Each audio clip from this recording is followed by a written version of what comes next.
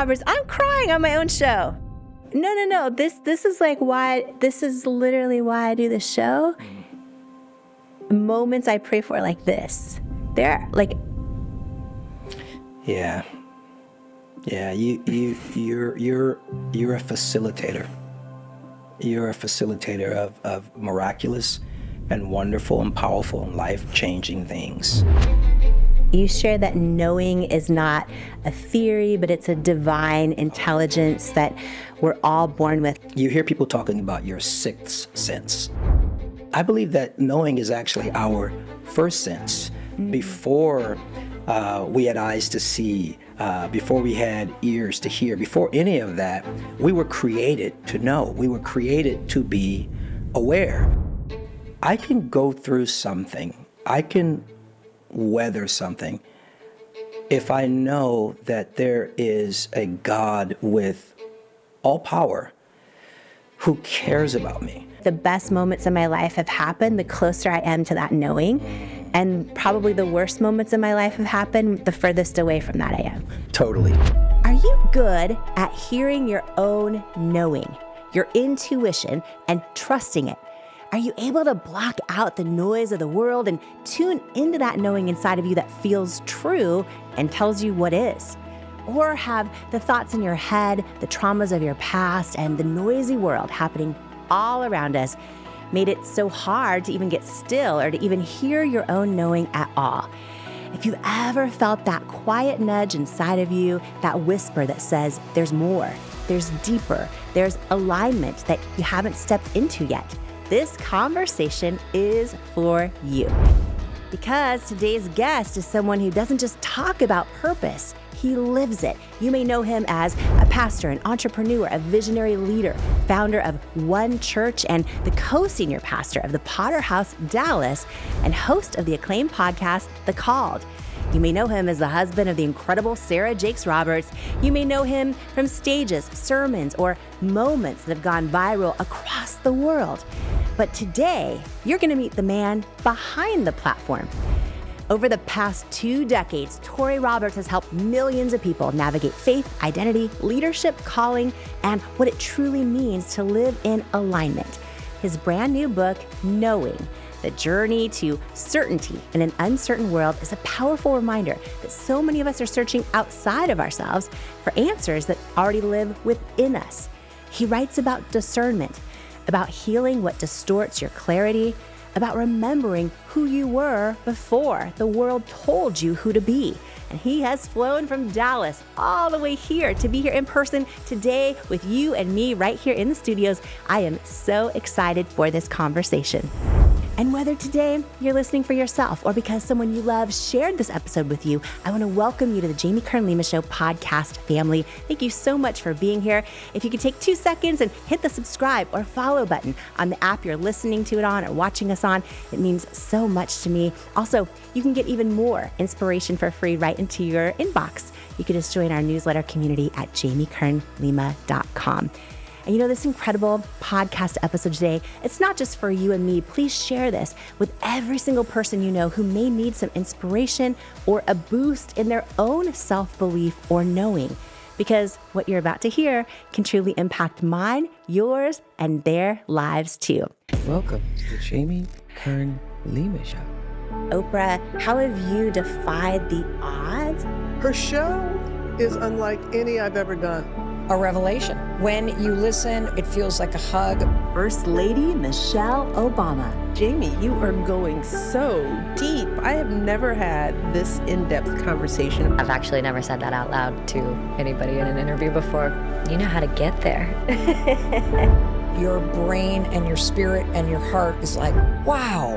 Melinda French Gates. When I look into Jamie's eyes, I feel like I am on some other cosmic level with her. Meghan, Duchess of Sussex. I wasn't expecting that one. I could see the light around her. She's infused with light. Maria Shriver. I never made that mistake again. Imagine overcoming self-doubt, learning to believe in yourself and trust yourself and know you are enough. Welcome to the Jamie Kern Lima Show. Jamie Kern Lima is her name. Everybody needs Jamie Kern Lima in their life. Jamie Kern Lima. Jamie, you're so inspiring. Jamie Kern Lima. Touré Roberts, welcome to the Jamie Kern Lima Show. Thank you so much, Jamie. It's such a blessing to be here. We love you. You are a star, and I'm just excited about what we get to talk about today. Well, I am excited you are here. Anytime I've had the gift of just talking with you, whether it's backstage at an event or, just off the cuff or anything, I always just leave feeling filled with hope, filled with inspiration, filled with what feels like truth. And I'm grateful. I'm grateful that you're here. I'm so excited for everyone to have this conversation with you. And if they haven't already, to experience the brilliance that is you and the anointing that is you. So thank you. Thank you for being here. I'm very excited for your new book and had the gift of reading it ahead of time, cover to cover. Wow. And first of all, the title, Knowing, right? The journey to certainty in an uncertain world. I feel like who does not need that right now? Like all of us need that right now. And I think that this book is a gift. And I left the book going, I really needed this book right now. And so many of these reminders, but also these new revelations and ways of thinking about AI that I hadn't thought about it before. Ways of thinking about certainty in a world that feels so uncertain all around us. And I think, right now, for so many of us, if we're not careful, we can just feel like there's no hope left. Yeah. There's no hope left. And I think that your leadership right now, both with what you are doing, outside of this book every day, but also through this book, I think is so timely and so needed. So I just want to start things off by saying thank you for that. And can you just share with everyone what inspired you to write Knowing? Yeah, thank you. I don't, and my wife and I both have made this pact that we won't write a book that we don't feel passionate about because of the impact that it will have on the timing that the book comes out. I mean, and we're serious about it, even with, how it goes with multiple books. But this one for me was a work of love and stewardship because I've been blessed with some insights that help me to navigate seasons that would be overwhelming for most, but I'm also very aware of what people are facing. So much uncertainty everywhere, from economic uncertainties to, political uncertainties, not just in America, but all over the world. And that can be very scary. If you don't have something that is grounding with all the information that we are inundated with, all of the possibilities, not always positive, you can go in a rabbit hole and end up really stagnant in a time where there is opportunity. On the backdrop of chaos, there is still opportunity. And so for me, it was about love. I love people. I genuinely love people. And if I can't, with the influence that I have, sit back and know that people are hurting, because they're afraid, because they're, we're in such a time of transition. Should I leave this job? Should I start my business? Should I leave the country? Should I, Will I have a job in a few years? Will I have a job? Yes. It's really traumatizing. And so, we're here and we're smiling, but I'm also feeling what people are feeling. And so I have, the stewardship part of it is, I've received, an insight and multiple insights where even though I'm in the same situations, in many cases, my mentality and my perspective and my belief and my hope is not shakeable. It's not shaky. And I wanted to give that to everyone that I could. And that's why I wrote it. And I'm excited about what's in it. Okay. Well, can you share that knowing is not a theory, but it's a divine intelligence that we're all born with. So can you tell us about what knowing is and how we all have it? Certainly. So, you hear people talking about your sixth sense, and so that is after your five senses. And I know that there's some that say there are 8 or 9 senses, but the 6 is typically when you start getting into what some call intuition or your spiritual senses, and it's almost like a later sense. But I believe that knowing is actually our first sense. Before we had eyes to see, before we had ears to hear, before any of that, we were created to know. We were created to be aware. And from a spiritual perspective, we were created in the image and in the likeness of God.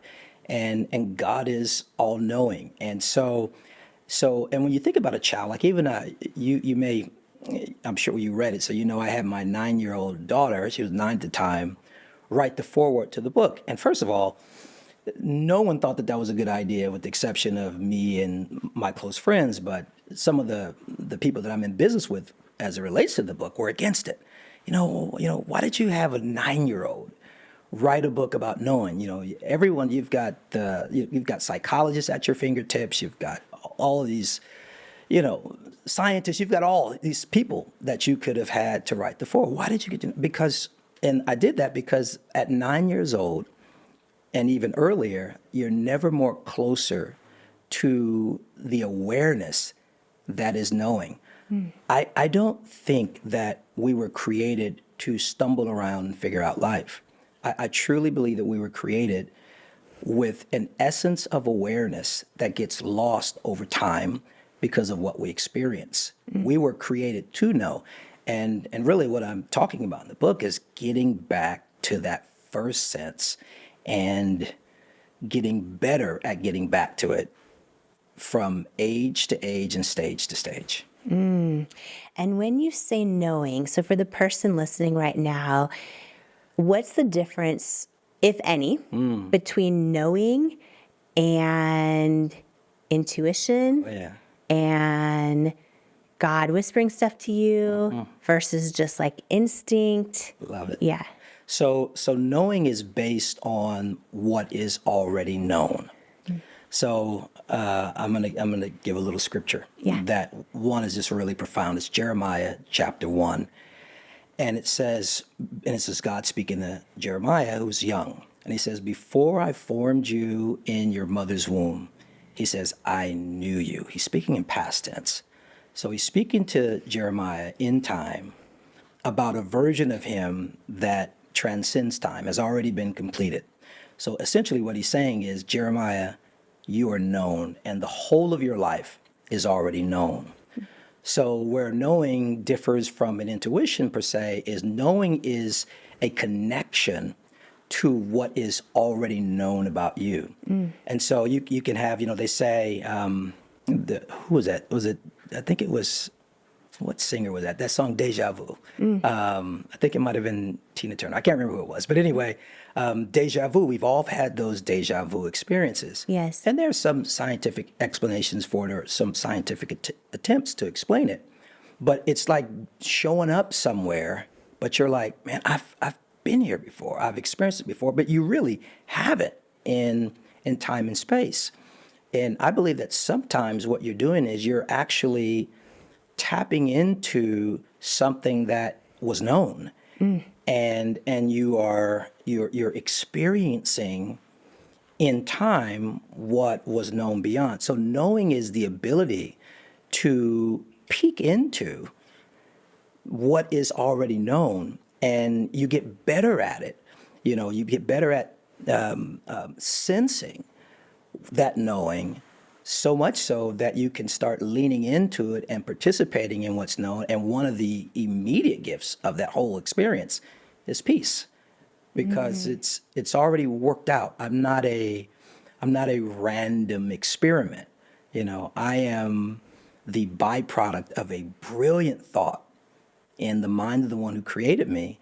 And as a result of that, as I grow closer in my relationship with the knower, the ultimate knower, I begin to sense my way into alignment, and things get so much better as a result.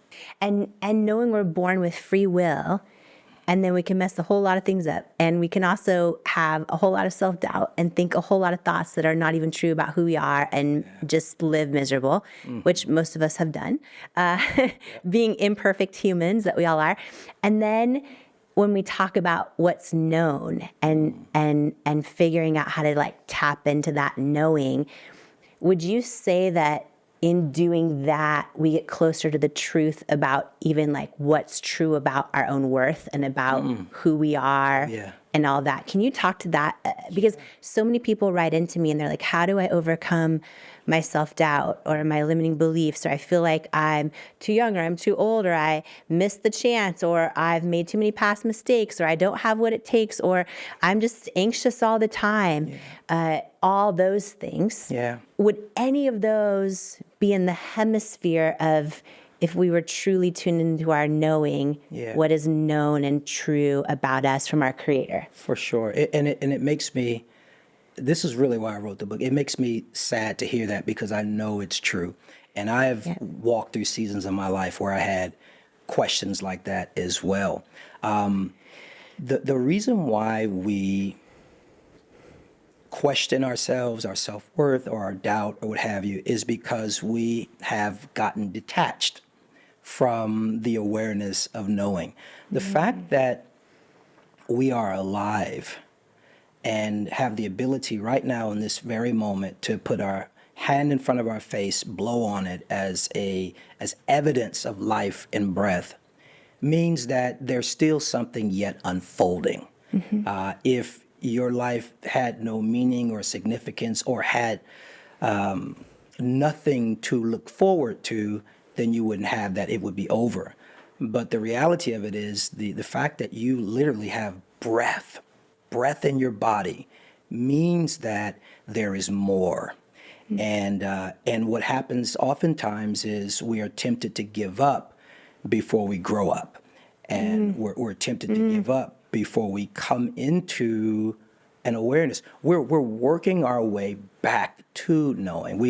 We started knowing, and we had peace and contentment, and we were when we were born. When we were born, you know, we're hard pressed to find an unhappy baby. We're hard pressed to find a child that isn't happy, or a child that doesn't have belief that if they cry, they're going to get fed, they're going to get picked up, you know. But over time, life begins to strip us away of that belief. We go through things, we experience things, and the next thing you know, we're questioning whether or not we're safe. And so the journey to knowing is getting back to the reality that what we're trying to figure out has actually already been worked out.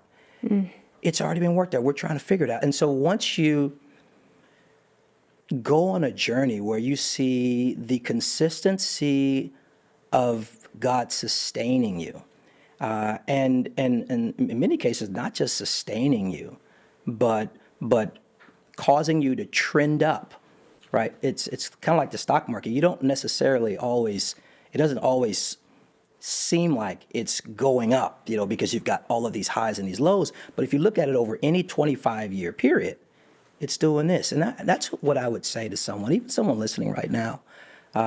You've had a turbulent existence, maybe a turbulent 5 years, 10 years, 20 years. And perhaps even naturally, economically, relationally, you only see dips, but God has a way of forming you.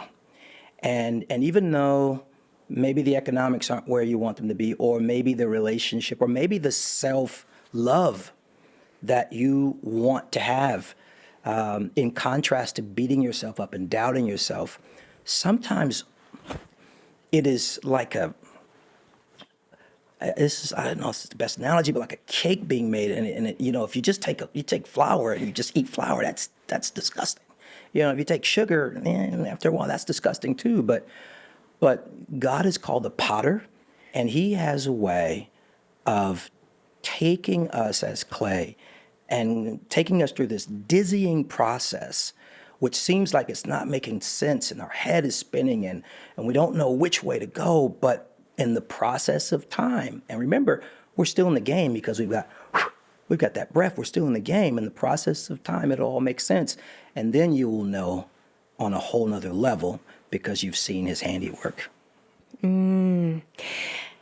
As you share that, I want to zoom out for a minute because I'm thinking about a person at home who maybe is thinking about their own life right now and going, okay, to get closer to knowing, to get closer to the truth, to get closer to what is, does this require almost trust? We need to pause for a super brief break. And while we do, take a moment to share this episode with every single person that you know who this could inspire, because this conversation can truly be the words and inspiration they need to hear today to keep going, to remember that they matter, and to feel less alone and more enough, more connected, more inspired, and more worthy. In life, you don't soar to the level of your hopes and dreams. You stay stuck at the level of your self-worth. When you build your self-worth, you change your entire life. And that's exactly why I wrote my new book, Worthy: How to Believe You Are Enough and Transform Your Life for You. If you have some self-doubt to destroy and a destiny to fulfill, Worthy is for you.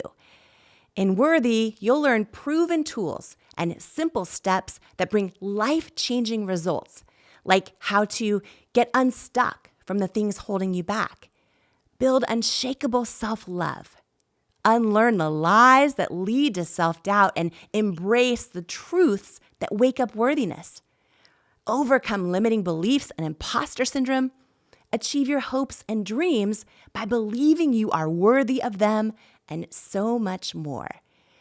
Are you ready to unleash your greatness and step into the person you were born to be? Imagine a life with zero self-doubt and unshakable self-worth. Get your copy of Worthy, plus some amazing thank you bonus gifts for you at worthybook.com or the link in the show notes below. Imagine what you'd do if you fully believed in you. It's time to find out with Worthy. Who you spend time around is so important, as energy is contagious, and so is self-belief. And I'd love to hang out with you even more, especially if you could use an extra dose of inspiration, which is exactly why I've created my free weekly newsletter that's also a love letter to you, delivered straight to your inbox each and every Tuesday morning from me. If you haven't signed up to make sure that you get it each week, just go to jamiekernlima.com to make sure you're on the list, and you'll get your One-on-One with Jamie weekly newsletter and get ready to believe in you. If you're tired of hearing the bad news every single day and need some inspiration, some tips, tools, joy, and love hitting your inbox, I'm your girl. Subscribe at jamiekernlima.com or in the link in the show notes. Do you struggle with negative self-talk? Living with a constant mental narrative that you're not good enough is exhausting. I know, because I spent most of my life in that habit. The words you say to yourself about yourself are so powerful. And when you learn to take control over your self-talk, it's life-changing. And I wanted to give you a free resource that I created for you if this is something that could benefit your life. It's called 5 Ways to Overcome Negative Self-Talk and Build Self-Love. And it's a free how-to guide to overcome that negative self-talk, to build confidence and develop unshakable self-love so that you can dream big and keep going in the pursuit of your goals. Don't let self-sabotaging thoughts hinder your progress any longer. It's time to rewrite the script of your life, one filled with self-love, resilience, and unwavering belief. If you're ready to take charge of your narrative, build unwavering confidence, and empower yourself to persevere on the path to your dreams, you can grab your free guide to stop overthinking and learn to trust yourself at jamiekernlima.com/resources, or click the link in the show notes below. And now more of this incredible conversation together. to get closer to knowing, to get closer to the truth, to get closer to what is, does this require almost trust? Does it require trust that God's hand's at work in your life, even when it doesn't make sense? Like the way you just described him making the cake. You're like, wait a minute, the flour on its own, that doesn't taste so good right now. But he's literally the potter making the cake. And I'm thinking about what you're just saying in my own life on how even stuff that makes no sense to me that happened, setbacks, like crazy stuff in my family, random betrayals, whatever. It's like, oh, wait a minute. He's always brought me through it. Yeah. Like I've always come through it. Yeah. Like I've always survived it. I've always come out of it stronger or more resilient or more. And I look at like, I can see in my own life, even some of the crazy detours I almost took, some of the roads I almost went down, so many of the things. And it's like, oh, for me, it's part of how I know he exists, because there had to be so much grace on my life for me to even end up where I'm at right now and okay. Like there had to be so much. And I think as a human, it's hard for me sometimes to still think like, oh, no, but I'll pray, but still it's all on me. I've got to figure out, I've got to carry it. Oh, the world feels like a disaster. Oh, the political unrest everywhere. Oh, this, oh, that. But it's like, oh, wait a minute. That's all out here. And what you're saying is the closer you get to knowing, and would you say it's to trusting that your life is divinely ordered, or trusting that God already has a plan for your life? Is that a way to get closer, to more tuned into that knowing, to then find peace and know, okay, he does always bring me through it. It is all going to work out? Absolutely. And to know that God cares. If I can go through something, I can weather something, if I know that there is a God with all power who cares about me. So if there's a God who has all power, the ability to do anything, who cares about me and is for me, and yet for some reason he chooses not to use that power in the way that I want him to use that power, then it must mean that if he used the power in the way that I want him to use the power, then somehow that would set me back in comparison to what he really desires for me. I'm thinking about this one passage in Scripture, and it was around this guy named Lazarus who died.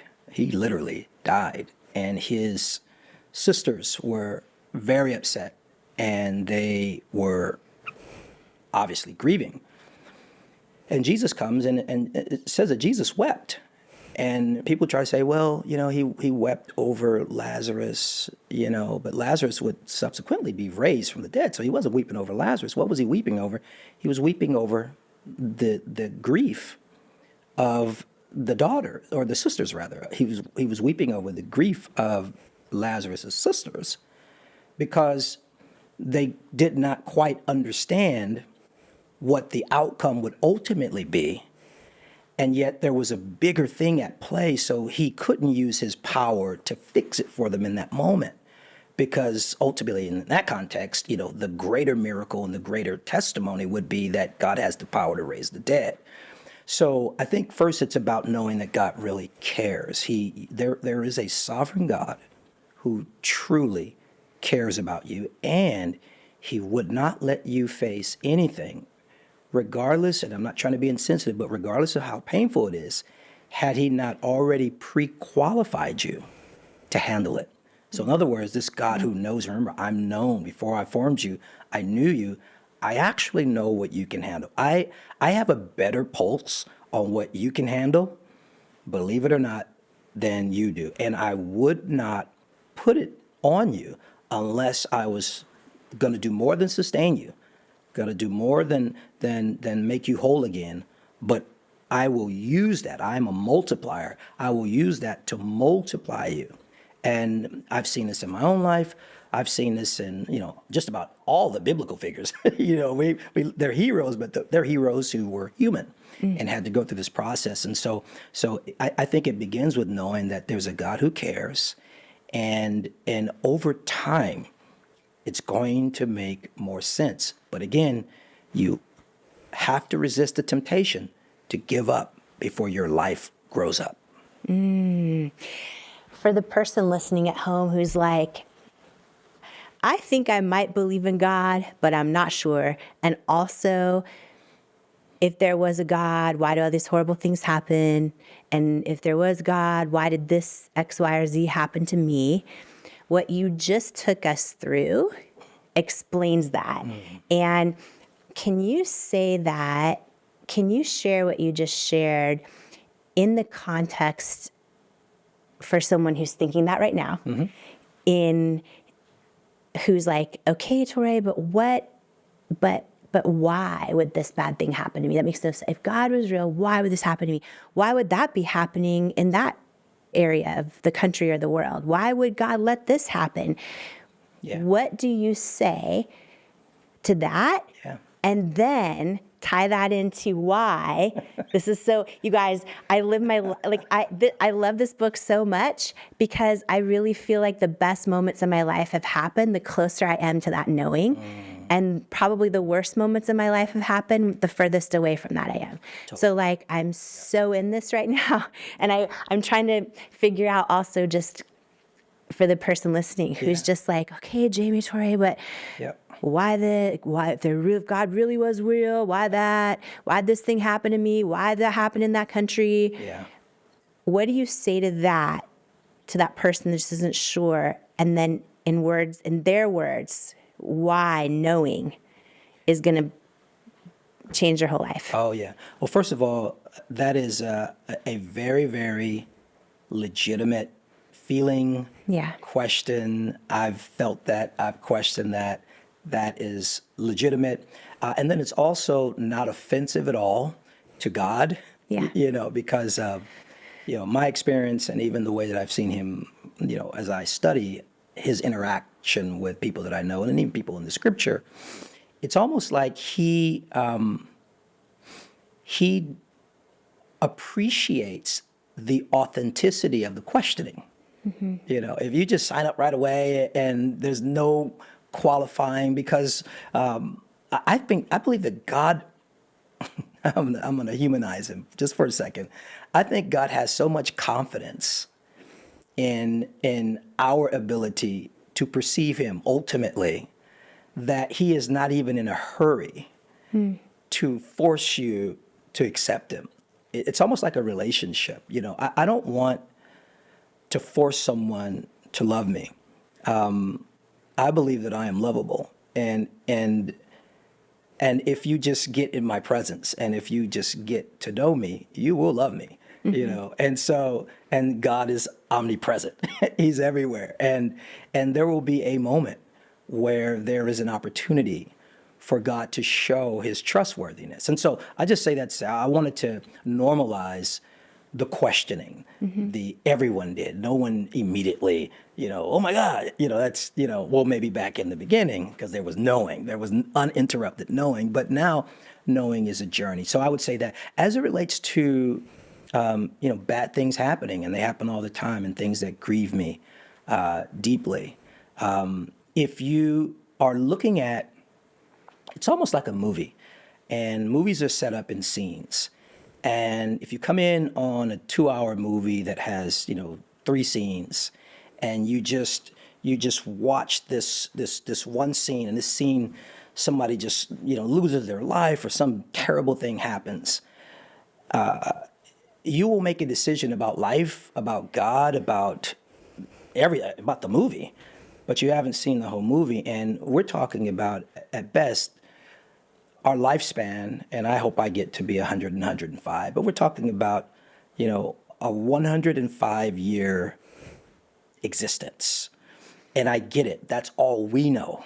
We know that 105, and then some history. But for the most part, we're locked into this finite period of time. And because of what we see and what we experience, we are making a decision about an infinite God who doesn't think the way that we think. There's one passage that says, he says, where my thoughts are not your thoughts and my ways are not your ways. As high as the heavens, my thoughts are not your thoughts and my ways are not your ways. And then he talks about the distance between the two. So let's slow that down. The way that I think is not the way that you think. But what is more telling is he says, and my ways, how I go about to achieve something is different from the way that you will go about to achieve something. And so what if in the grand scheme of things, what if what I am lamenting as it relates to what I'm seeing, understandably so, murder, human trafficking, death, just the most horrible things. And I understand that. I agree with that too. But what if that's just one scene in the movie and the movie has an incredible redemption that is so absolutely phenomenal that it dwarfs the pain.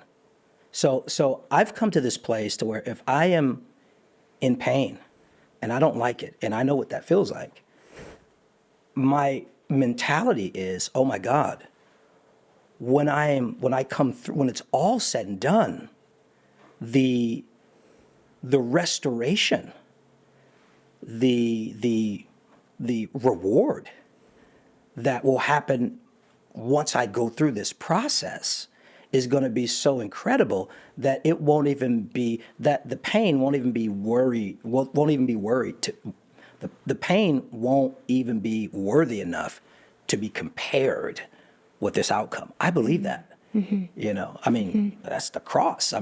Jesus went through the unthinkable the unthinkable physically, emotionally, even spiritually. And it was the worst thing that could have ever happened to him or anybody else. But the glory that was afterwards and the lives that were changed. And so I think that, I know it's a long way of answering the question, but I think that we have to also understand that we are finite. And it is natural as finite beings to have questions, but to also recognize that we're only a blip on a timeline. And God has a way of proving that no matter what we face and no matter what it costs, the reward will always be greater.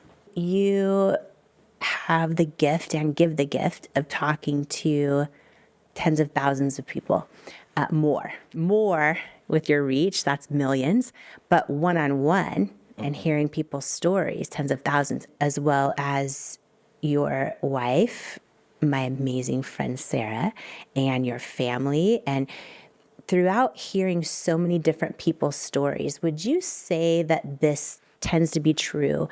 Because I have a lot of people that I've had the gift of talking to who share with me some horrific things they've gone through in their life or some trauma that they went through that later in their life, once they've made it through those things, they end up becoming one of their greatest sources and senses of purpose because they're able to help other people make it through those things, whether it's by sharing their story or by, literally directly working with people that are experiencing the same things they've gone through. And do you think that, I think so many people try to make sense of, well, why am I going through these things?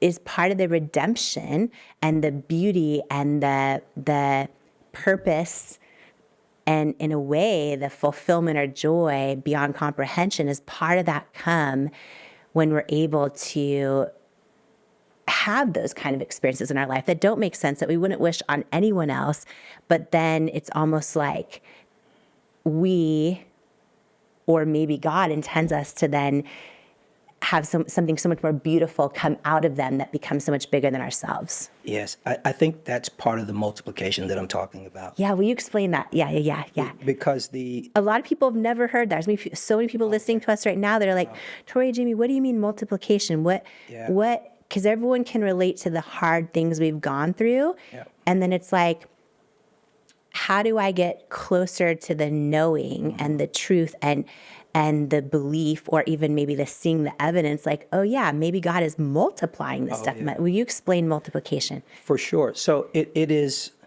the healing, the healed becomes the healer. Okay, so, but if we work that backwards, healer that's the multiplication. I can heal many, but the healer has to become healed. And in order, and if we keep going, the healer has to become healed. And the only way that he or she, that they can become healed is if they are in need of a healing.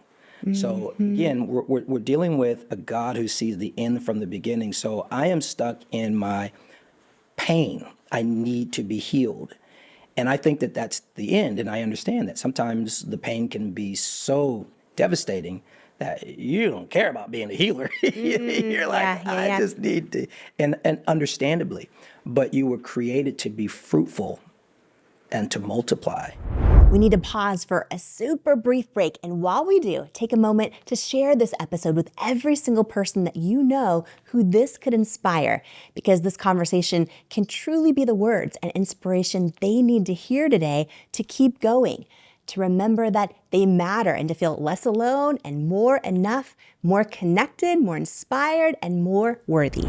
Who you spend time around is so important, as energy is contagious. And so is self-belief. And I'd love to hang out with you even more, especially if you could use an extra dose of inspiration, which is exactly why I've created my free weekly newsletter that's also a love letter to you, delivered straight to your inbox each and every Tuesday morning from me. If you haven't signed up to make sure that you get it each week, just go to jamiekernlima.com to make sure you're on the list, and you'll get your One-on-One with Jamie weekly newsletter and get ready to believe in you. If you're tired of hearing the bad news every single day and need some inspiration, some tips, tools, joy, and love hitting your inbox, I'm your girl. Subscribe at jamiekernlima.com or in the link in the show notes. I am so excited for this book. You know why? Because it's going to save so many people. It's going to save people. Worthy. Your new beautiful book, Worthy. Get this book.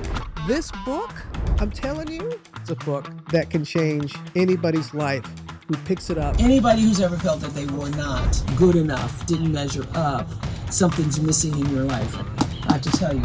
It's powerful. It's happening. It's worthy. Imagine, what would you do if you fully believed in you?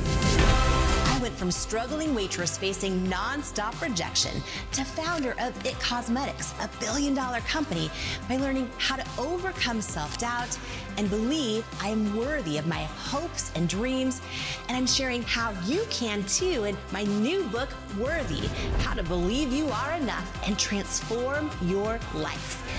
If you're ready to truly trust yourself and break through that barrier of self-doubt, and know that where you come from, or even where you are right now, doesn't determine where you're going, then Worthy is for you. It's time to go from doubting you're enough to knowing you're enough. It's time to step into all of who you are and into the person you were born to be. And it's time to believe that you are worthy of it. Because in life, we don't become what we want. We become what we believe we're worthy of. Join the Worthy movement today by grabbing your copy of Worthy anywhere books are sold. Then head to worthybook.com now for free gifts, including my 5-part course on becoming unstoppable and my 95-page Worthy Workbook action plan that teaches you how to implement the tools from the book into your real life right now. Worthy is groundbreaking. Yo, my God! Worthy, you are worthy. This book is going to change lives. This book literally will teach you how to actually feel worthy so that you can have the strength, you can have the confidence. The lessons in this book and the strategies will change your life. You will never be the same again after you read this book. Jamie's book, Worthy, is a must read. It is going to inspire you, empower you, give you the hope that you need and the kick in the rear end that you deserve. Jamie's book Worthy is incredible. The gifts are going away, but they're all free right now on worthybook.com. And now, more of this incredible conversation together. You were created to be fruitful and to multiply, right? And so in order to be... Do you think we all were? Are we all created to be fruitful and to multiply? And just for everyone listening, if you have never cracked open any type of religious text at all, right? The need to be fruitful is, and then to multiply, right? Is to bear fruit, to grow into having a beautiful offering, share it with other people, and you're multiplying your own sense of purpose and of meaning and of being alive.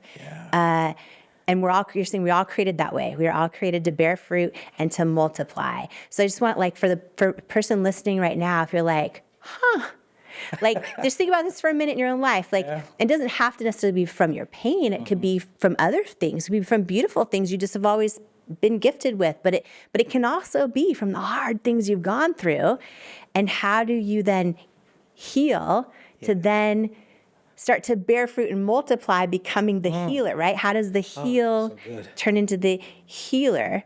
Because all of us can relate to that first stage of pain. A lot of people are on healing journeys. And then how do you get into that ultimate? It's so good. All of us are multiplying something, right? We're here having a conversation, and we're multiplying. We're friends, and we talk, and I don't leave you the same. You don't leave me the same. Just by us interacting, I learned something that I didn't know. I thought about something that I hadn't thought about before. So human interaction organically produces multiplication. You know, be fruitful and to be alive is to multiply.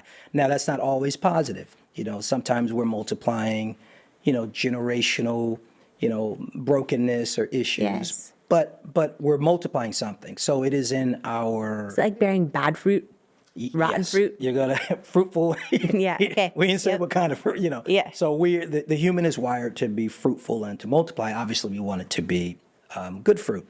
And so the journey from being healed or needing to be healed or pain to healing to healer is... Look at God's confidence. God's confidence is... I have created you in such a way that I'll take one step back.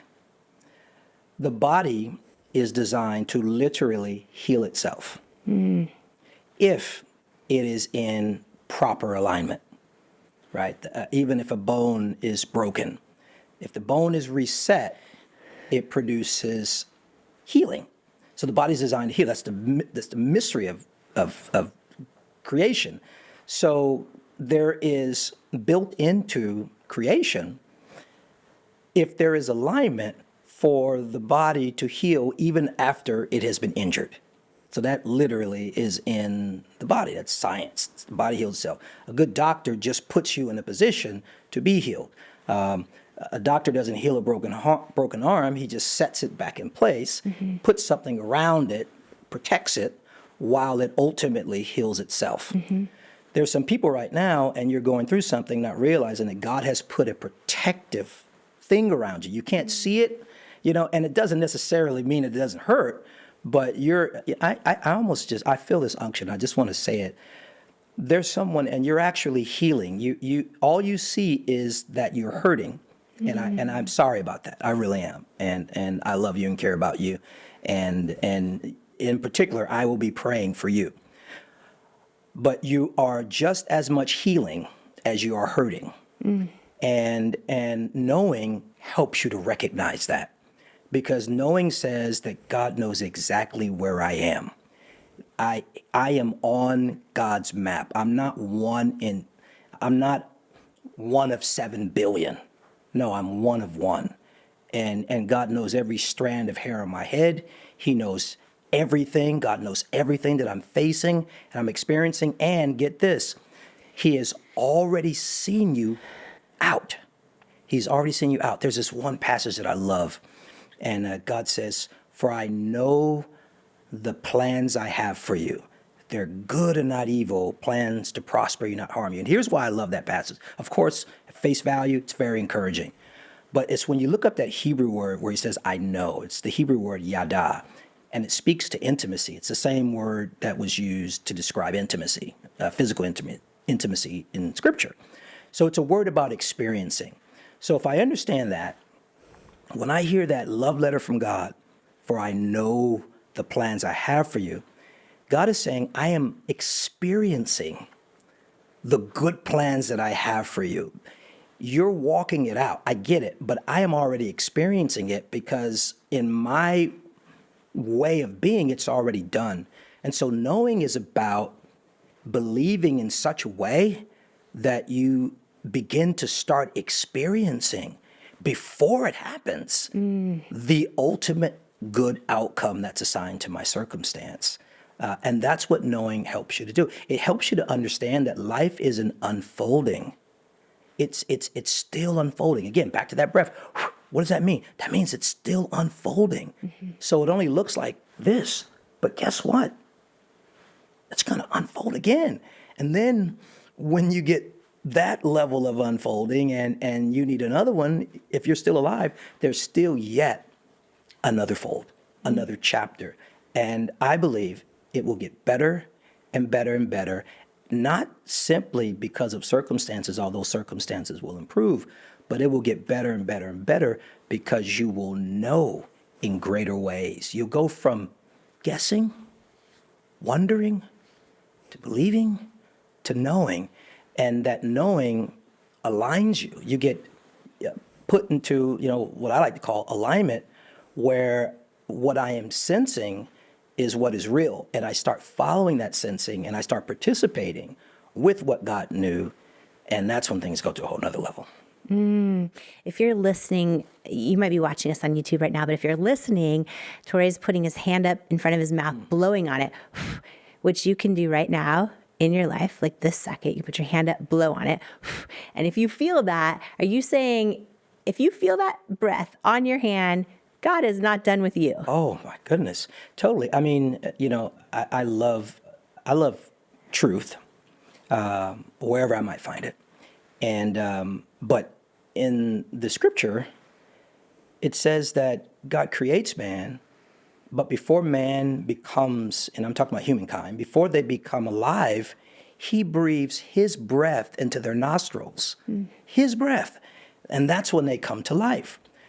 And so back to putting my hand up and blowing on the microphone, that's that same breath. And that's creative power, that's creative ability. So you're not helpless or hopeless as long as you've got breath. You've got first of all, God's not finished, but secondly, you have the ability to produce something.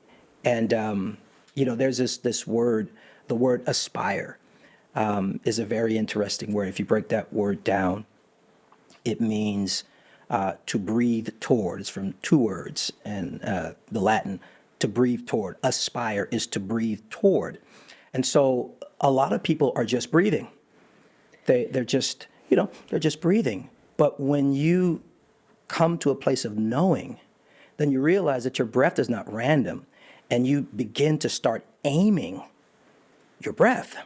And now I'm breathing toward. So what, for the person that's listening, what do you need? What do you desire? What desire has been placed in your heart? And if it's good, I believe it was divinely placed in your heart. So what if I'm not just breathing, or I'm using my breath to worry and be what if I took that breath and through prayer and through trusting and through the words that I speak, I start pointing that toward my aspiration, aspire. It's to breathe toward. And I don't know who's listening right now, Jamie, but I just feel like someone's life is getting ready to turn around and to shift for the better. And can I just talk to that person just for a second? Like I don't even know, you almost doubted listening to this or watching this, but you got apprehended and it feels like this podcast, this episode was just for you. It feels like you feel known. You feel totally known and seen right now. I want you to take inventory of that sensing, because that's knowing. That's truth connected with the original knowing that's in you. Take a picture, download this, listen to this segment 1,000 times, because that's your inner knowing coming alive. And I think that the fruit of this is going to be the faith, the ability, the strength. You were strengthless before you started listening. The strength to move toward, to breathe in a new direction, to breathe toward the goodness that God is experiencing on your behalf. And you're going to start experiencing it. And there's going to be some real confirmations. This conversation is a confirmation, but you're going to see things that were nearby that you didn't notice because you were just breathing randomly. You're breathing in despair. You're breathing hurt, and I understand that. But just as sure as you're hurting, you're healing, and something is happening right now. I feel that for you. Touré Roberts, I'm crying on my own show. No. This is like why, this is literally why I do the show. Moments I pray for like this. They're like, yeah, you're a facilitator. You're a facilitator of miraculous and wonderful and powerful and life-changing things. I'll share more with you off camera, but that's who you are, and but you're human, like we all are, and we're trying to figure it out, and we evolve. But the beautiful thing is knowing leads us in that evolution, and so we just keep sensing our way forward. I have so many questions I want to ask you about knowing, and also one thing you just said, I don't want anyone to miss. And it's really about the word aspire and about what direction are you breathing in right now? And think about, for everyone listening right now in your life, is your breath even intentional? Are you just breathing wherever the wind is blowing and just trying to, or are you breathing in the direction of things you feel on your heart? Are you breathing in the direction of your dreams? Are you breathing in the direction of love? Are you breathing in the direction of fear? Can you just talk about that one more time for the person listening who's like, I've never even thought about which direction I'm breathing in? Oh yeah.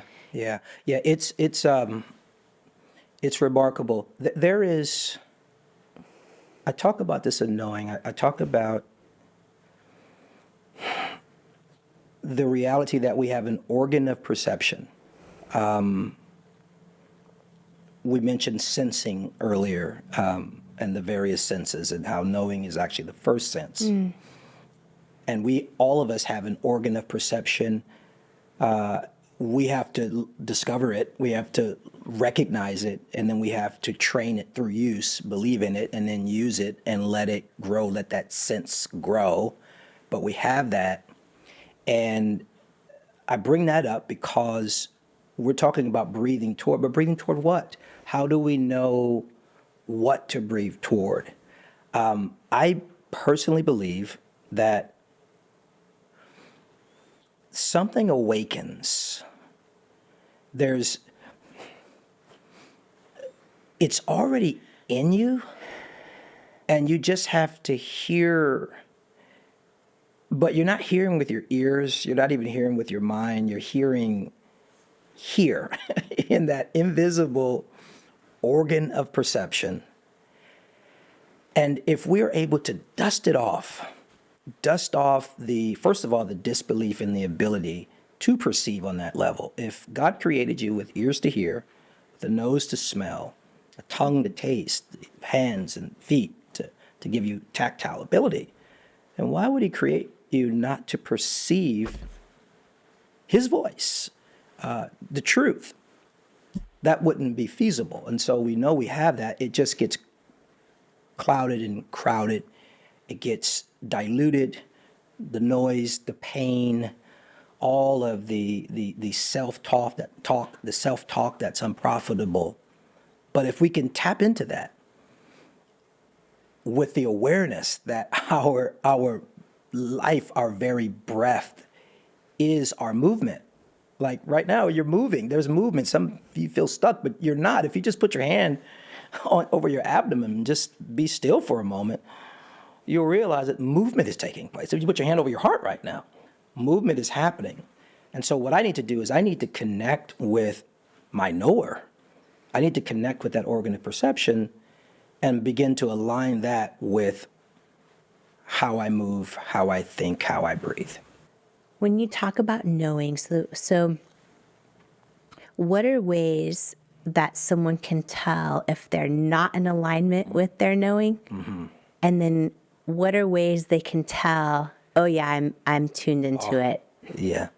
Peace is a huge part of it. There is peace. There's a Greek word for peace. It's irene, and it means one. So we think of peace, and we think that peace is an emotion, and there are emotions associated with peace.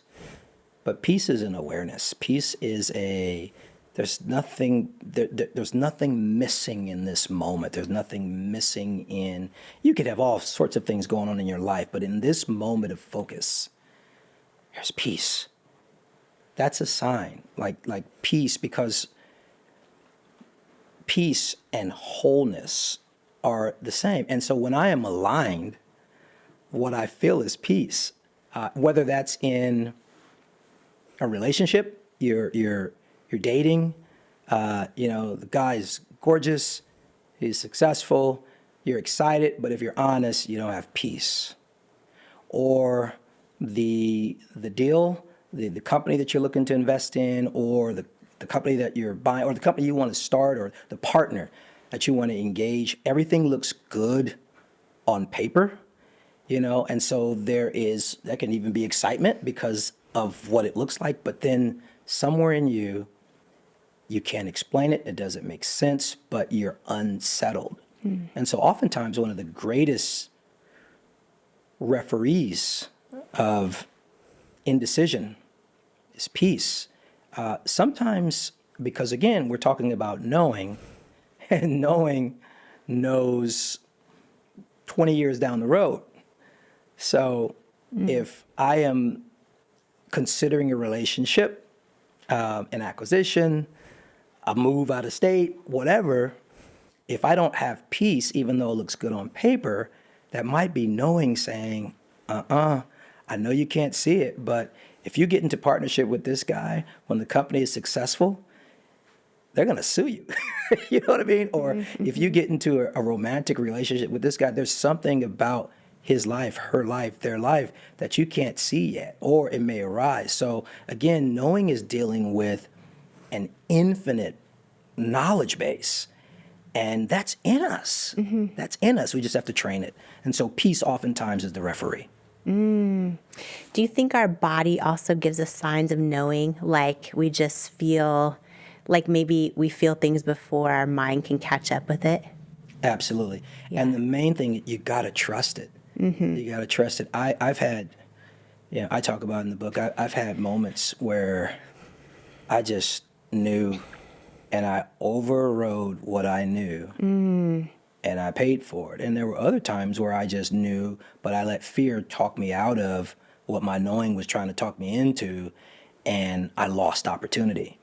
And so it's a beautiful journey of discovering it, training it, and flowing in it. And that's, again, why I felt like, I'm living this, and not just me. I know a lot of my close friends that really get this and understand it, but the masses are understandably inundated with so much noise and so much fear, and I get it. It's like there's a lot to be concerned about, and yet even in the midst of that uncertainty, knowing will bring certainty to you.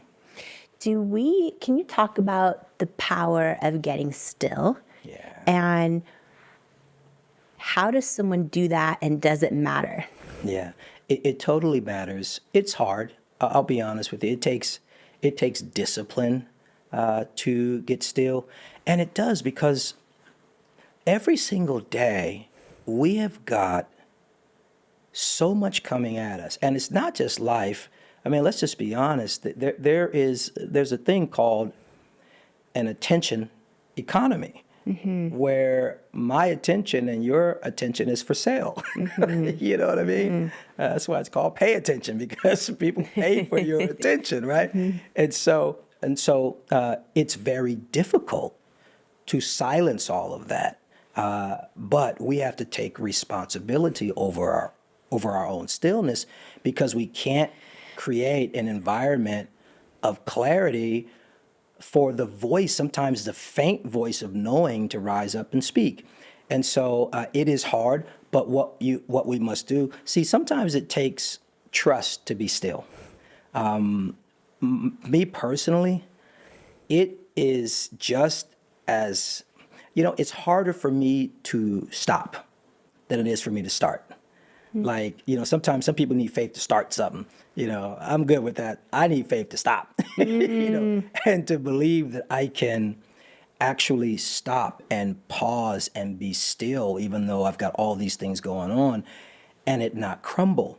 But the reason why I've been blessed, and I am blessed to keep moving forward, to keep advancing, is because I make stillness, and I'll maybe get into some of the specifics, I make stillness my responsibility. I have a responsibility to myself, to my family, to everyone around me, to make certain that the cleanest thoughts and subsequently the cleanest decisions and actions are taking place.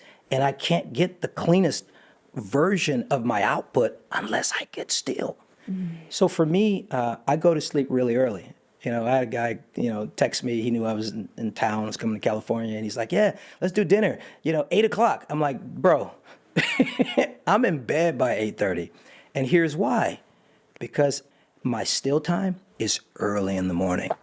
Sometimes, I can't, even with Sarah, sometimes I can't, we want to watch something, and I'm sleeping 10 minutes, and I go with it because I am prioritizing my still time. For someone, it might be late at night. For me, it's early in the morning. So you have to protect it, and you have to plan it. Like, stillness is not just going to show up. And you have to plan it. When does it work for you? When is it the quietest for you? And everyone's different. The mandate is to do it, is to make it happen, and structure it in such a way. So that space. Then when you get into that space, you got to let it go.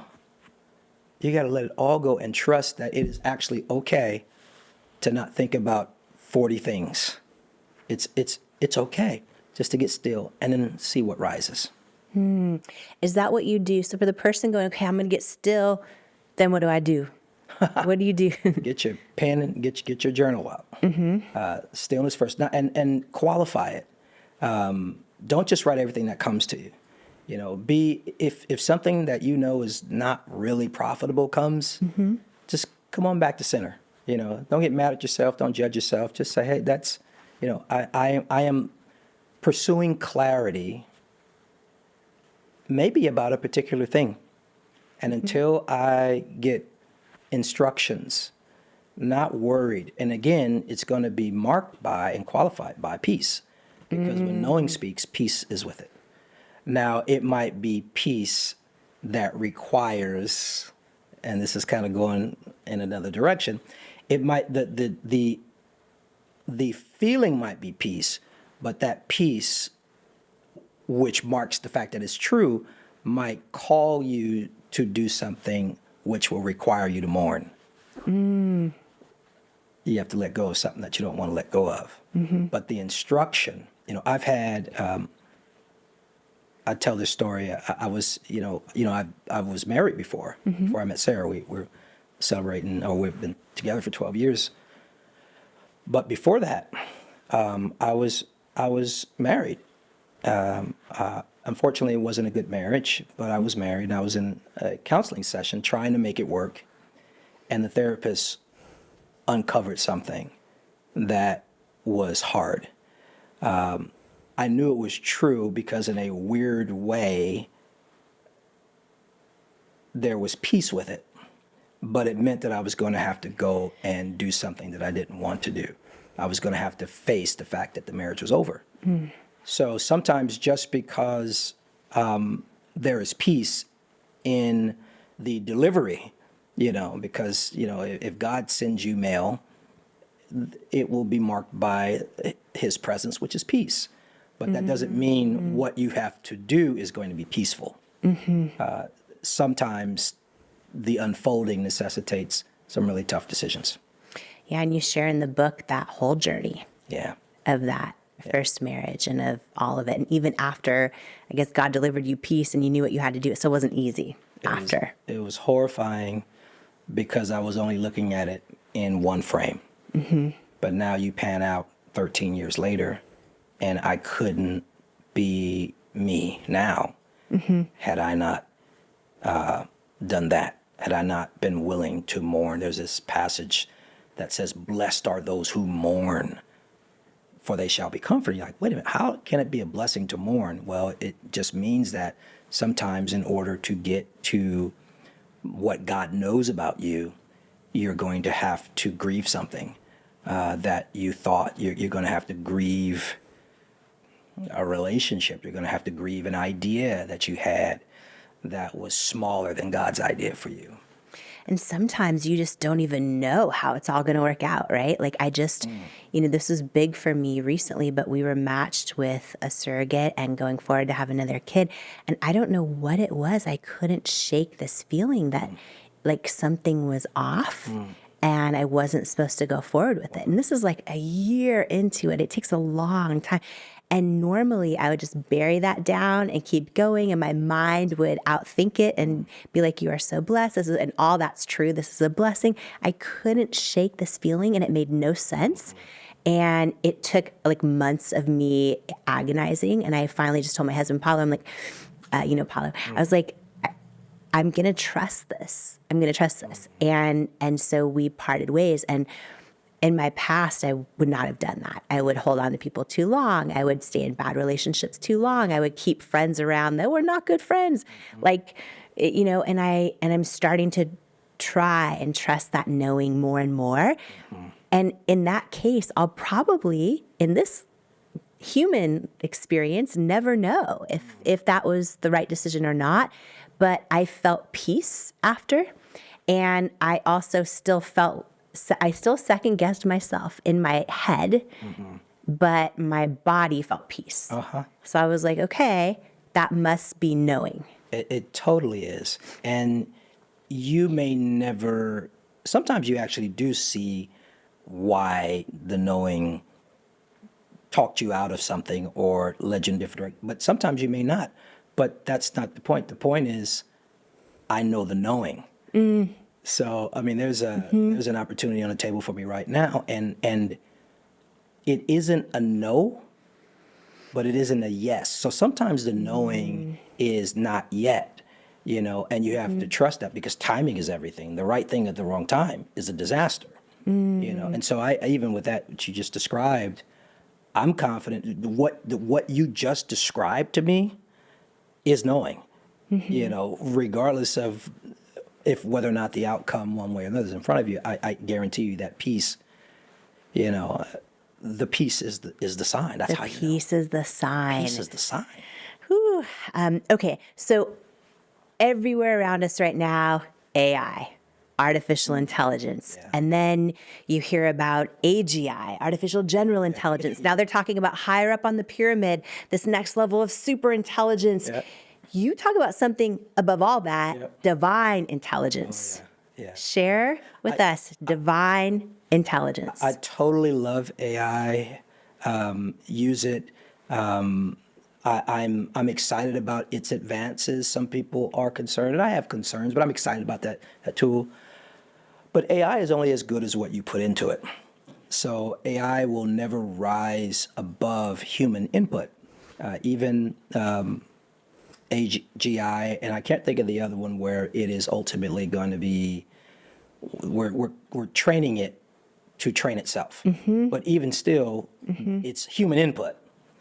Divine intelligence is on a whole nother level. This is the reality that we have access to the mind, the thoughts, and the knowledge of God, the Creator, which is crazy. But it's true. We are created in His image.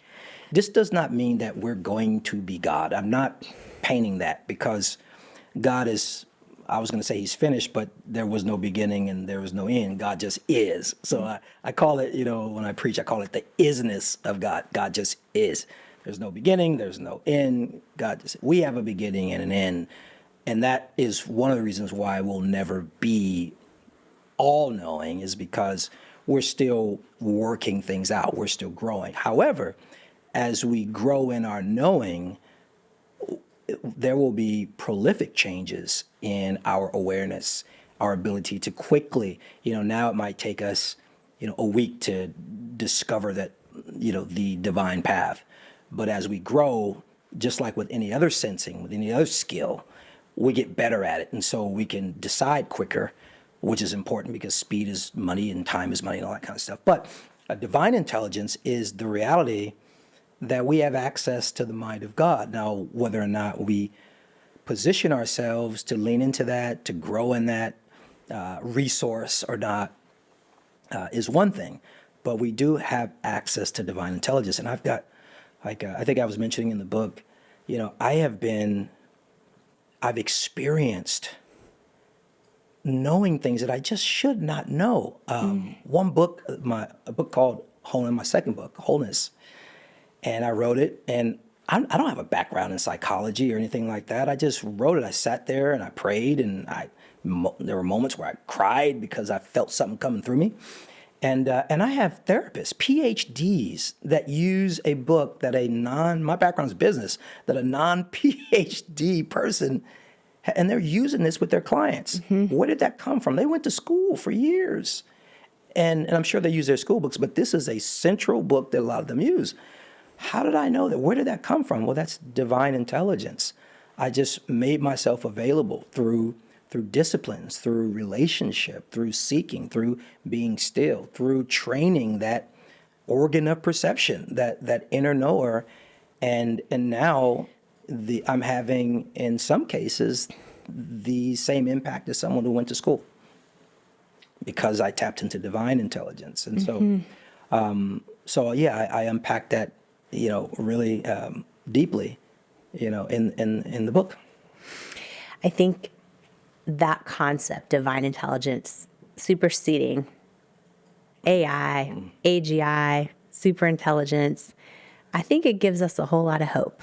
And when I read that in your book, I'm like, oh, that's good. Like, that's so good and so powerful. Jamie, it's going to be okay. I was in a meeting recently, and people were concerned. And they were concerned about artificial intelligence. And I remember in that meeting, and of course everyone knows how wonderful it is, but they also are concerned. Everybody's racing to evolve it, and they know that it's evolving faster than regulation can keep up with. But the mentality is, well, we have more morality than others, so at least if it's going to happen, we want to be the ones that steward it, and which is interesting. But anyway, I digress. In that meeting, there was a lot of concern, and I just said, guys, I know we're worried about AI, but it will never, ever supersede divine intelligence. I said, I know that we've got a lot of challenges. I know we've got a lot of things to fix in our world. I know there are a lot of things that perplex us. I get it. But there is hope. Again, you got to pan out. We're in this moment in time, but there is a plan. There literally is a strategy for good. And that strategy is in the stream of knowing. And if we can get to knowing, whether we are a mom at home trying to figure out what the next move is, a president, you know what I mean? Or anyone, just, a a businessman that's trying to figure out what his next move is, concerns about the economy and what's going to take place, I'm telling you, there is a strategy that we are not without a plan. We just have to be still enough and be tapped in enough to the place where all of the insight, all the tools, all the witty ideas, all the strategy, all the innovation, and all the inspiration exists, and that's in knowing. So for this podcast, I have a lot of people listening who have really, really strong faith. And then there's people who have no faith, who practice all different faiths, who believe the universe has got their back, who believe that, all of it, the gamut, who vote different, love different, identify different, all of it. And so one question I'm always fascinated by that I just love to talk about and is how, especially with your life journey, with your offering to the world every single day, with the impact you've already had and continue to have, how are you certain that God exists? Well, first of all, I love everyone, regardless of how they do what they do. We're all on a journey. And I have so much respect for the journey. And I think where people get it wrong is they feel like they are supposed to be the captain, the steward of someone else's journey.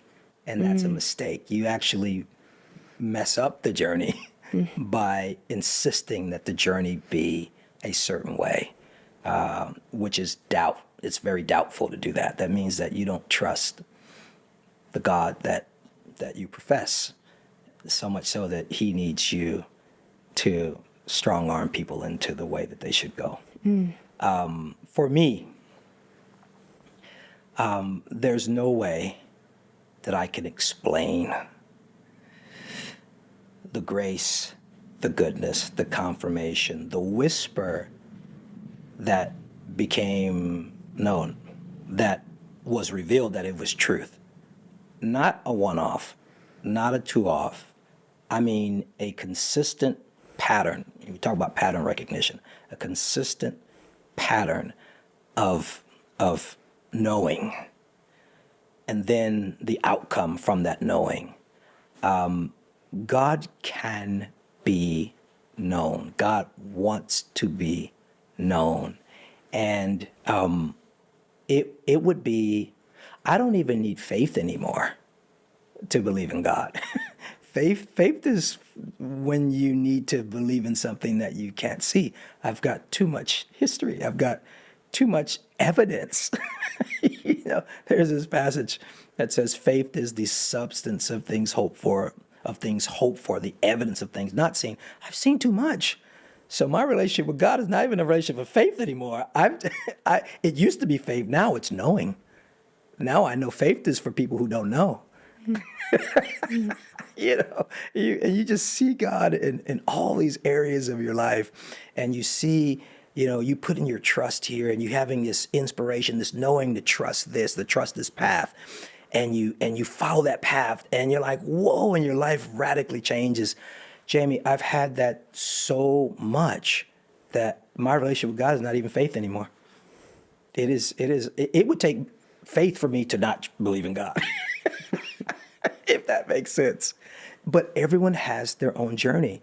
And but I do think that if you don't have that experience where you feel, first of all, entirely known, entirely loved, because God is love. God doesn't God doesn't have love. God is love. So that means that wherever there is God, love should be present. Now sometimes love is challenging because sometimes I love my kids, but sometimes I have to correct them. I have to put them on punishment. So let's not misunderstand what love is. But I think that anyone who truly seeks out the one who made them in earnest, and to not be religious about it in any direction, because you have people who are obviously religious and they kind of shove it down your throat. And then you have some people who are so anti-religious that they become religiously anti-religious. And so anything that looks like religion, they have now become religious against that. So if you approach it with an openness, even the book, I'm definitely a believer, and I believe in God and the Holy Spirit, and I believe in Jesus. But if you read the book with an open mind, there's no forcing at all. What you will come away with is an incredible interpretation of a God that I don't think anyone will reject. A God of love, a God of intention, a God of mercy and grace, and one who is experiencing his good plan for your life. If Jesus were right here, walking around, what would he not recognize if he went into a sampling of Christian-based churches across the country? Honestly, probably wouldn't recognize 99% of our churches. And I don't mean that as a dig. I just think that sometimes we turn movements into monuments, and we make the church about the church, and the church was never meant to be about the church, Jamie. The church was always meant to be about people. God loves people, and he would rather you not have this fancy institution. If he had to choose between you having this fancy institution with all the bells and the whistles and the lights, and we have all of that, versus you being 100% committed to people and loving people, touching people, serving people, elevating people, and building people, he would tear the building down in 2 seconds flat. Again, I think that there's some great churches doing it well. I really do. Many, more than get the credit that they deserve, to be honest. But I don't think it was ever about that. You never saw Jesus building that. You saw him building people. And that's my mission. My mission is not to build big facilities. The only reason why I would build a big facility is to facilitate people. But the ultimate goal is to build big people. Jesus loves hard. He is not arrogant. He is not proud. He is not boastful and boisterous. No, he's meek. He's relatable. He's lovable, and he is into us unlike anything we've ever experienced. For someone listening right now who's like, I want a relationship with the one who created me, but I got a lot of people in my life who I do not agree. Like something feels incongruent. They say that they're Christian, but then they don't love their neighbor, and they are judgmental or discriminatory or exclusionary or any of those things, right? There's, so many things happening in our country right now, like the worship of power under like the guise of religion. There's so many things happening everywhere. And to a regular person who is so busy just trying to figure out, how do I deal with the cost of living increase, and how do I take care of the family, and they're running around, but maybe they feel a void in their life because they do not have a relationship with their creator, and maybe they want one, but they're like, but like, look at all of this. Yeah. From your perspective, you co-pastor one of the most beloved, successful churches in the country. You have created churches in addition to that. You have your finger on the pulse of everything going on. What impact is that having on people seeking a relationship with Jesus or Christianity as a faith? Yeah. First of all, it's I could cry right now over that. Yeah. What you're describing, and I've seen it, and it's hurtful. It's hurtful to me because it doesn't represent the Lord.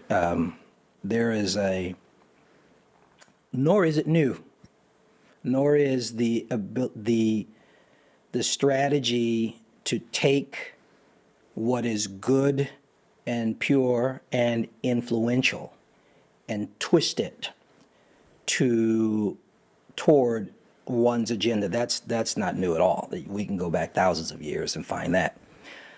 But it reminds me of this disappointing conversation that Jesus had in the Bible with the religious leaders at the time.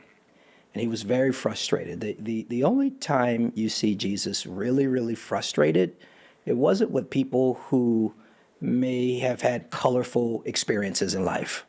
In fact, he seemed to gravitate more toward them. Where you saw Jesus frustrated was with the religious leaders. And here is this one point he said. He said, you guys don't, I'm paraphrasing now, this is the Touré translation. He says, you guys aren't getting it right.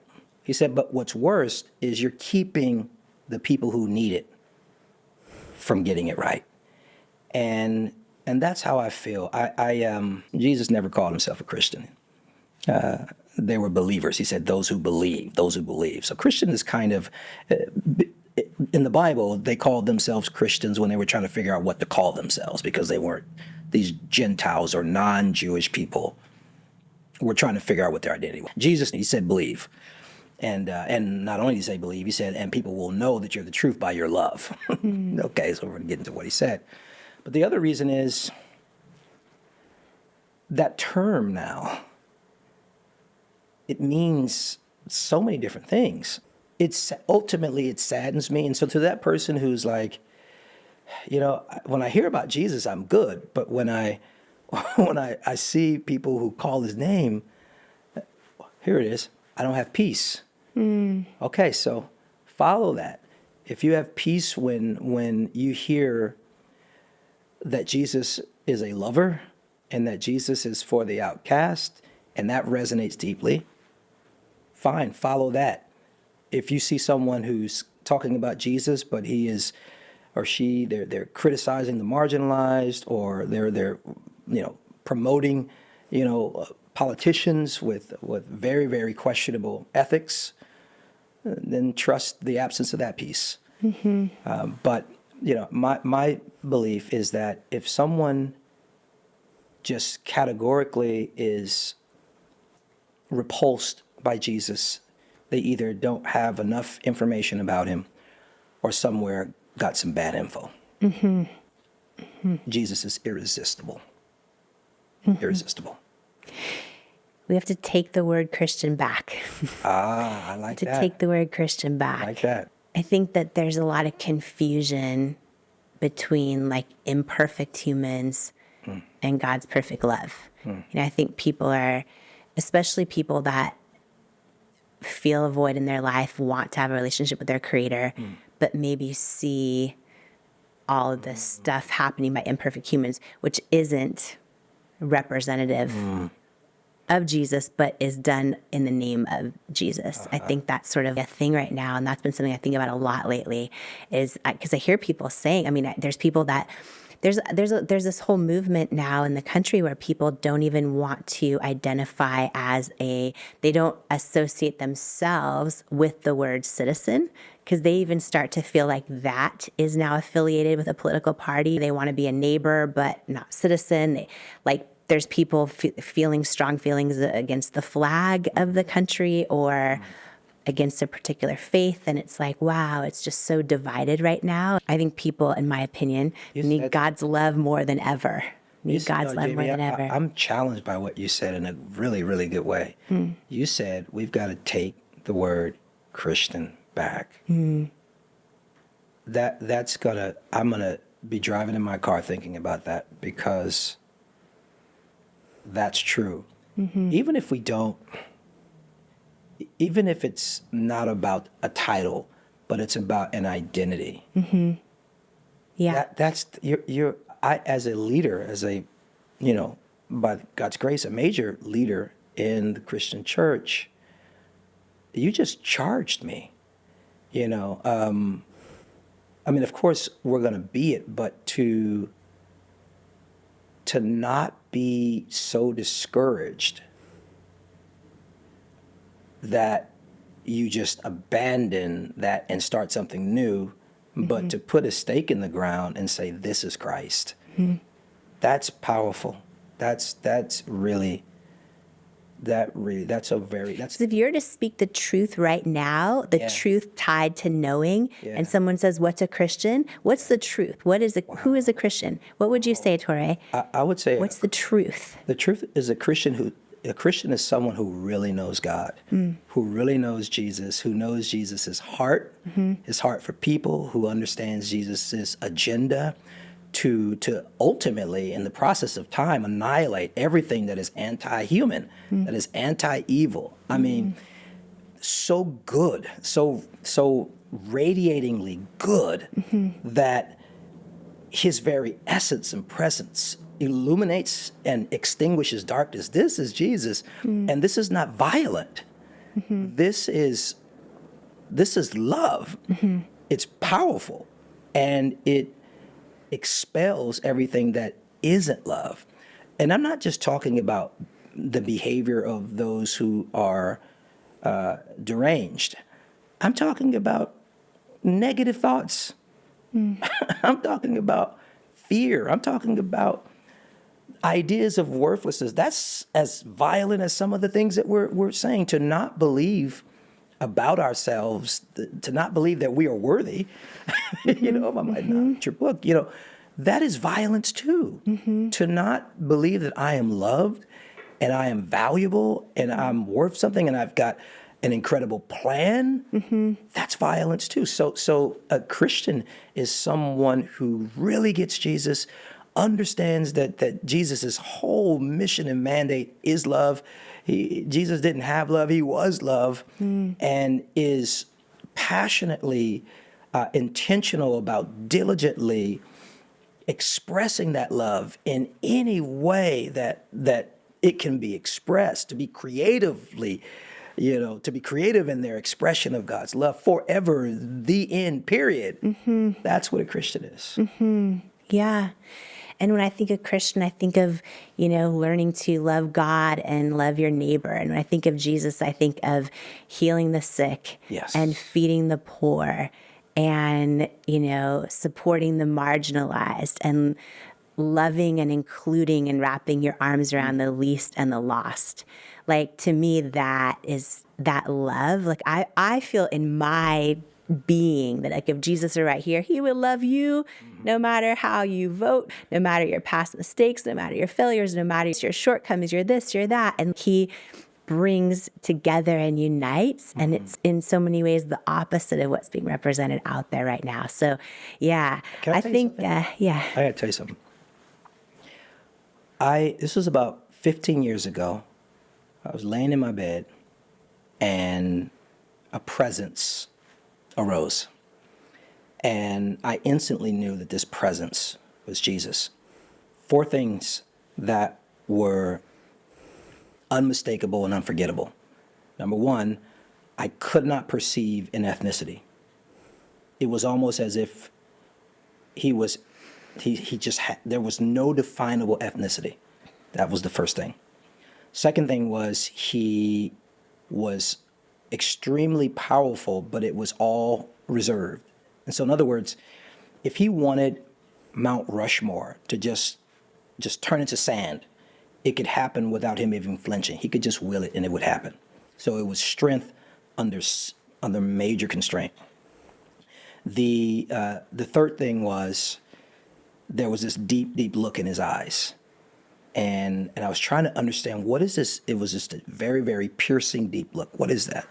And he was like, you know what it is. And it was like, souls is how I feel about people. I'm serious about people. I don't see them as they are my focus. But the fourth thing was really, really heavy. And his presence had an atmosphere that was overwhelming. And that atmosphere was love. It was not an emotion. It was not a feeling. It was literally a realm. And in that realm, it was impossible to access unforgiveness, bitterness, offense. I mean, it could be someone who'd done the worst thing to you. You couldn't even access it in this environment. That's Jesus. Very powerful, he could do anything without even thinking about it. Just will it and it would be so, and yet he doesn't. Could care less about distinction. None of it matters whatsoever. Is very, very serious about the human soul, the human being. And I like it. I like that he said soul, because there are people and they're hurting in their souls right now. Yes, they can be, struggling with emotional things and mental things and physical things. I get that. But what is more damaging than any of that is to have your soul damaged. And to feel worthless is a wound of the soul. To feel less than, to feel that goes beyond your mind. It affects it, but it goes beyond your mind. That's a soul wound, because I am a soul. At the end of the day, I'm Touré. I'm a man, but I am a soul. The deepest part of me is my soul. And that's what Jesus sees. And the love, the commitment to the soul and the love. So if it doesn't look like that, and listen, you're right, we are all trying to get there, but there ought to be some semblance of that type of love, that type of grace, that type of mercy that reveals and validates the fact that this person really, really knows God. Ooh, I think, by the way, I've gotten to none of my questions on my cards, because also I want to say one thing to you, in case I forget to tell you this before you leave. When me and Sarah were talking in the cottage before this, and I was like, I don't know, this show is so much work. Like I was talking about, I don't know, this podcast is so much work. I am having so many moments in this conversation where I'm like, okay, this is why I have to do this podcast. Yeah. This is why I have to do this podcast. Because the things you're sharing, like if I'm crying over here over and over, I don't cry that often on the show, but if I'm crying over it, I'm thinking about the person at home and how they're having so many epiphanies, aha moments about things, and thinking about, are they tuned in any way, shape, or form to knowing, as you describe it, to divine intelligence and what that looks like? And have they been maybe turning down the volume on their own faith because of the misrepresentations of faith out there right now? And are they ready to go, okay, that's actually separate. Let me get back in touch with what I know, to use your word, what I know feels like peace and feels true. And how do I invest in that and not get distracted? Also, how do I have hope in the bigger plan? You talk about, okay, we're here 105 years, let's say, but you're about zooming way out, right? And it's so easy in our human bubble to go, oh my gosh, AI and this and that and da-da-da. It's like, okay, yeah, also zoom way out on the bigger plan. Talk about divine intelligence over all of this. Like it's this is so powerful what you're sharing. I do want to say also, wait till you get Knowing home, because the book Knowing, Touré, just coming out, it's out right now. You can grab your copy, and the journey to certainty in an uncertain world. So many tools, so many tips, so many stories in this book. I want to ask you, in your words, for the person listening right now, who would you say this book is for? And also, what can they expect when they get it home or when they grab it right now on Audible? I'll answer the second question first. There are going to be so many questions answered. There's going to be so much clarity. When they finish reading this book, they will be clearer than they've ever been before. And I'm not just saying this because I wrote it. In a way, I feel like I didn't write it, to be honest with you. I was very yielded. My focus was love. And so when you read it, you will literally feel love. You'll feel someone who's on the journey like you, perhaps a few steps ahead, but you will feel seen, you will feel known, you will feel loved. I think it's for, honestly, I think it's for anyone, because all of us are in this place where we are seeking a grounding. Everything is shaking around us. I can't think of any part of life right now that isn't shaking in some way. And that's okay, as long as I know that I've got some footing that I can rely upon. But I think that they're going to feel closer to God. I think that their life is going to make a little bit more sense. I think that there's some who are on the brink of a decision, a transition, and they don't have clarity about it. I think they're going to close that book with clarity about what to do next, without a doubt. I think that they're going to walk away with a sharpened sense of awareness, confidence, knowing. And I think it's going to be an aligning book that shifts the trajectory of lives. I really do. I really do. I do too. When we were talking in the cottage, and we shared a little bit, and you kind of thinking about next, and I knew that whether it was just rest or a moment of stillness or whatever, I knew that clarity was going to kick in. I don't know. Can I just be? Is everyone in this? If I were to give you a word, yeah. Okay. So I did a series in church. I did it twice, called The Modern Church. And the premise of that series was that what keeps people from really leaning into their calling is that they think that it has to look a certain way. And that's one of the reasons why I started Called Leaders. And it's not for pastors. I mean, pastors can come, but it's for entrepreneurs and business leaders, because they haven't quite made the connection between what they do and their calling, and they think it's separate, but it's the same. And you are, and this term is it might even feel weird, but you are functionally, in God's order, an evangelist. And the evangelist has an anointing to draw and impact a lot of people. And I can really unpack the whole thing, but I want to highlight that. And the modern evangelist is not, the Amy Semple McPhersons of the world. You have to study her. She's amazing. That, had a big church and was going around reaching people. What's interesting with her is that she was like a pastor in the 1920s. She built this incredible church, but it was right here in LA. And she used media to reach the masses of people. She used arts, creativity, media, and her legacy is still, the movement she started is still going. That was in the 20s. You're an evangelist, and that's why you have a love for people. You ask questions that are connected to what people feel. You feel people. And when you feel people, Sarah's an evangelist too. She's some other stuff, but she's an evangelist. When you feel people, you can reach people. And so God has given you incredible influence.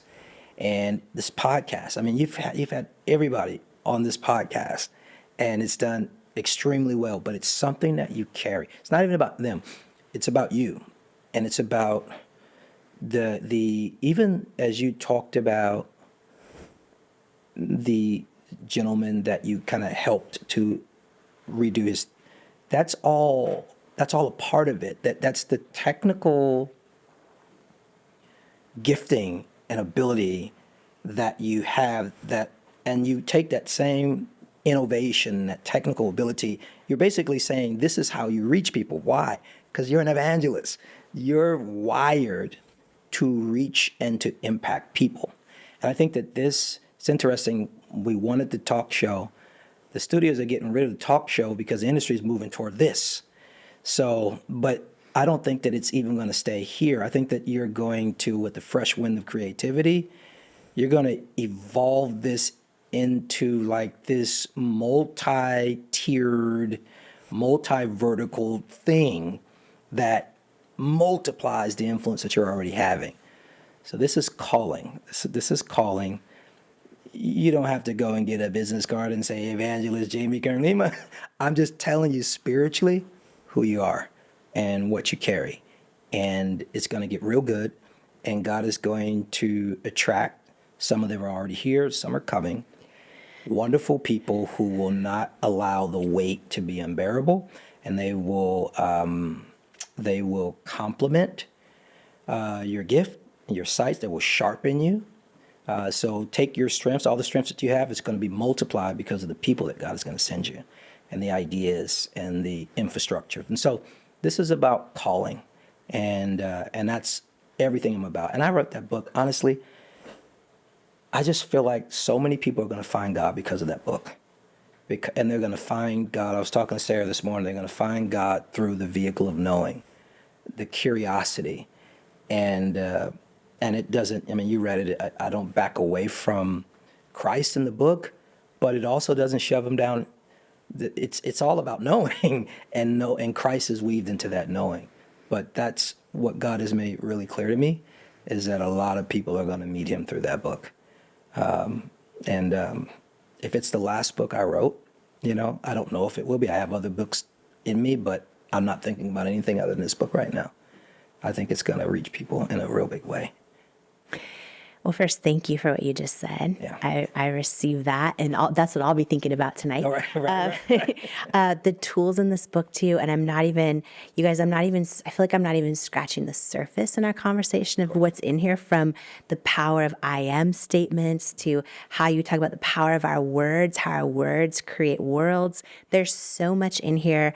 My very last question is, why do you think so many people feel called and don't step into it fully?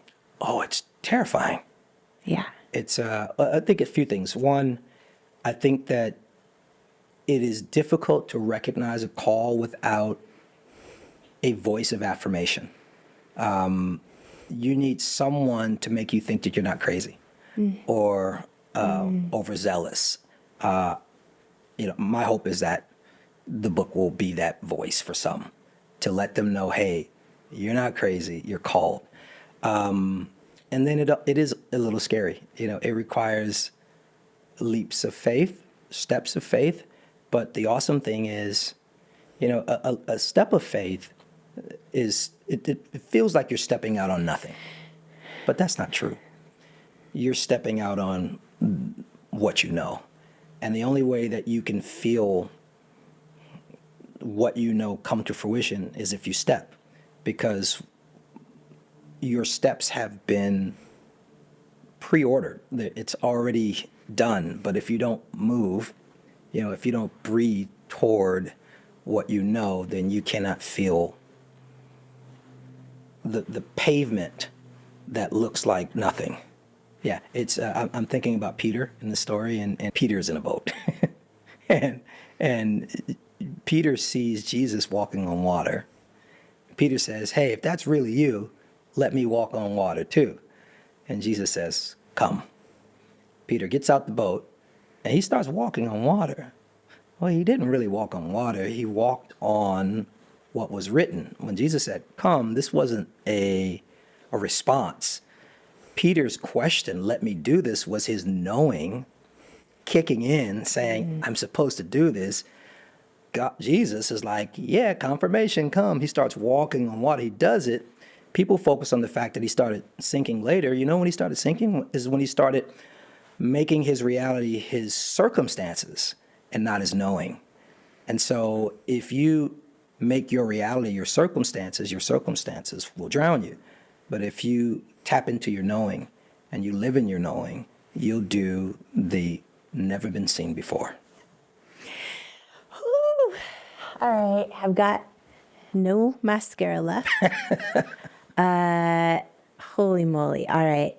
Touré Roberts, go get your copy right now of Knowing. It is everywhere books are sold, on Audible. How can people find you? Everything Touré Roberts. Website, Instagram, Threads, YouTube, the whole Facebook, the whole gamut, TikTok. All of it. Yeah. All around the world, too. We'll link to everything as well in the show notes and in all of our stuff. So if you're listening right now, you can literally just look down on your app right now, click, and go pick up Knowing.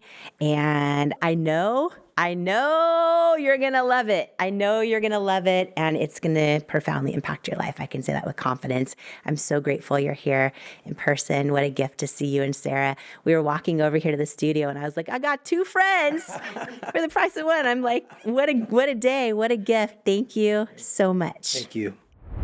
Remember, this episode's not just for you and me. Please share this with every single person you know because it can impact and change their life too. And if you love today's episode, click the follow or subscribe button for the show on the app that you're listening to it on or watching it on. And if it added value to your life, if you could please give it a rating or review. I love a great 5-star. I would be so grateful. And again, just share it with everyone you believe in. Maybe it's another person in your life who could benefit from it, someone who's making a change in their career or their marriage or their health and needs to tune into their knowing. Please post it and share it with others online or in your community who just might need the words and tools and lessons in this episode today. You never know whose life you're meant to change by sharing this episode. And thank you so much for joining me. Before you go, though, I want to share some words with you that couldn't be more true. You, right now, exactly as you are enough and fully worthy.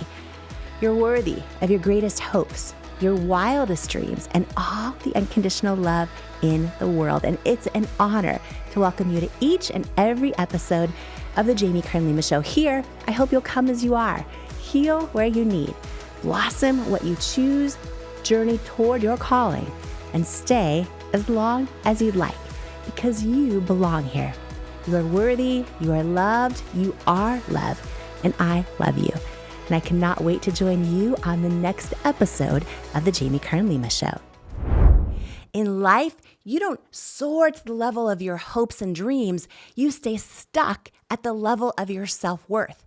When you build your self-worth, you change your entire life. And that's exactly why I wrote my new book, Worthy: How to Believe You Are Enough and Transform Your Life for You. If you have some self-doubt to destroy and a destiny to fulfill, Worthy is for you. In Worthy, you'll learn proven tools and simple steps that bring life-changing results, like how to get unstuck from the things holding you back, build unshakable self-love, unlearn the lies that lead to self-doubt, and embrace the truths that wake up worthiness, overcome limiting beliefs and imposter syndrome, achieve your hopes and dreams by believing you are worthy of them, and so much more.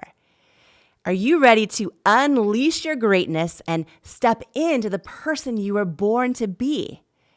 Imagine a life with zero self-doubt and unshakable self-worth. Get your copy of Worthy, plus some amazing thank you bonus gifts for you at worthybook.com or the link in the show notes below. Imagine what you'd do if you fully believed in you. It's time to find out with Worthy. Who you spend time around is so important, as energy is contagious, and so is self-belief. And I'd love to hang out with you even more, especially if you could use an extra dose of inspiration, which is exactly why I've created my free weekly newsletter that's also a love letter to you, delivered straight to your inbox from me. If you haven't signed up to make sure that you get it each week, just go to jamiekernlima.com to make sure you're on the list, and you'll get your One-on-One with Jamie weekly newsletter and get ready to believe in you. If you're tired of hearing the bad news every single day and need some inspiration, some tips, tools, joy, and love hitting your inbox, I'm your girl. Subscribe at jamiekernlima.com or in the link in the show notes. And please note, I'm not a licensed therapist, and this podcast is not intended as a substitute for the advice of a physician, professional coach, psychotherapist, or other qualified professional. If you loved this incredible episode with Touré Roberts, I promise you're also going to love this life-changing episode of the Jamie Kern Lima Show. It's right here, and it's up next just for you.